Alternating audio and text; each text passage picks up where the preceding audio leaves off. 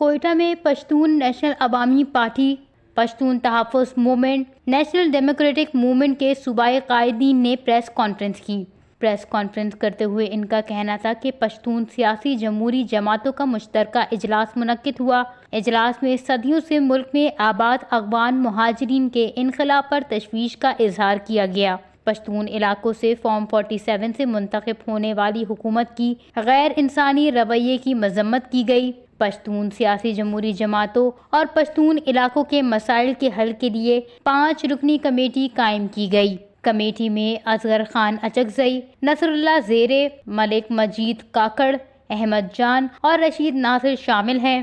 قائم کمیٹی افغان مہاجرین کے انخلا سے متعلق افغان قوم اور حکومت سے رابطے میں رہے گی۔ پریس کانفرنس کرتے ہوئے ان کا مزید کہنا تھا کہ پشتون علاقوں میں دہشت گردی عروج پر ہے اور حکومتی ریڈ کہیں نظر نہیں آ رہی ہے۔ پشتونوں کو ان کی اپنی سرزمین سے بے دخل کرنے کی کوشش کی جا رہی ہے۔ پشتون علاقوں کی جعلی اور بوگس طریقے سے الاٹمنٹ کسی صورت قبول نہیں ہے۔ پشتون سیاسی و جمہوری جماعتوں کے رہنماؤں کی گرفتاری باعث تشویش ہے۔ انہوں نے مطالبہ کیا ہے کہ پشتون اور بلوچ علاقوں سے لاپتہ ہونے والے سیاسی کارکنوں اور معصوم طالب علم مصور کاکڑ کو فوری بازیاب کیا جائے۔ انہوں نے بلوچ یکجہتی کمیٹی کے خلاف کریک ڈاؤن اور قائدین کی 3 MPO کی گرفتاری کی مذمت کی اور پاسپورٹ کے نفاذ کے خلاف چمن پرلٹ کے مطالبات تسلیم کرنے کا مطالبہ بھی کیا۔